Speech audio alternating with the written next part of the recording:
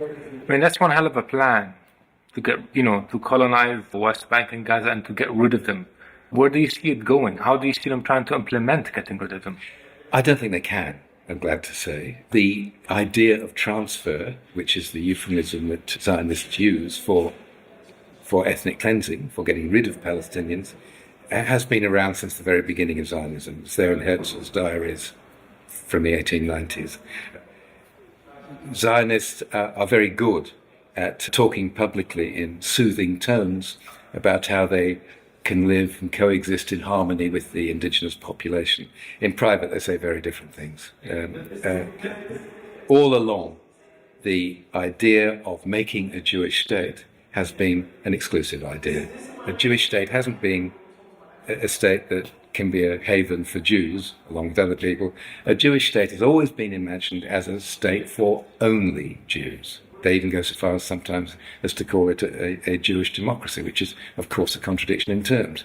Imagine a white people's democracy, or a men's democracy, or any other kind of ethnically specific democracy. It doesn't work. Democracy is universal, Jewish is particular. The idea of a Jewish democracy is a contradiction in terms, but that's what they have always been after, is an exclusively Jewish state.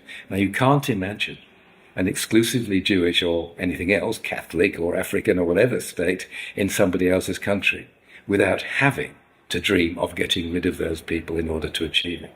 And that has always been there in the logic of Zionism, and it has surfaced recurrently. There's never been a moment when somebody within the Zionist hierarchy has not been talking about the desirability of moving the Palestinians out and depositing them in Arab countries, which are seen as undifferentiatedly just Arabs. So you might as well move the Palestinians out. They're just Arabs like all the others. We can get rid of them and lose them in the Arab mass.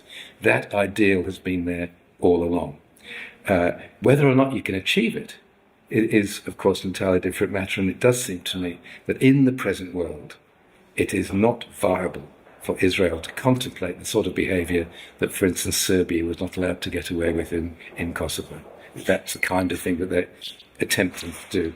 They got away with it in 1948 with the Nakba, when they drove between 700,000 and 800,000 Palestinians were driven out of their homes. Moreover, worse than that, then procedures were set in place to prevent them coming back.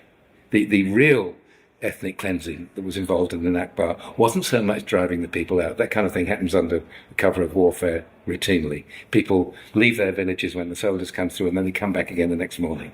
What Israel did was stop them coming back again the next morning, drove them out in that way.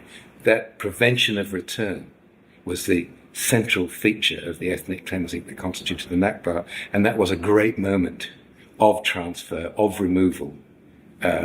The lesson had been learnt by Palestinian people in 1967.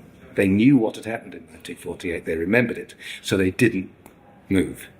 They could not be driven out. And I think that no matter how demonized Palestinians are made, called terrorists and all this kind of stuff by the Western media at the behest of Israel, no matter how threatening the Palestinian presence is made to look to this peace-loving Israel and all the rest of it, they actually could not, in the modern world, get away with doing the same thing in the occupied territories that they did within the 1948 borders of Israel at the time, which is drive out the whole population. So, yes, Zionism seeks to eliminate, to remove the native population. No, I'm glad to say I don't think that they will be able to achieve it.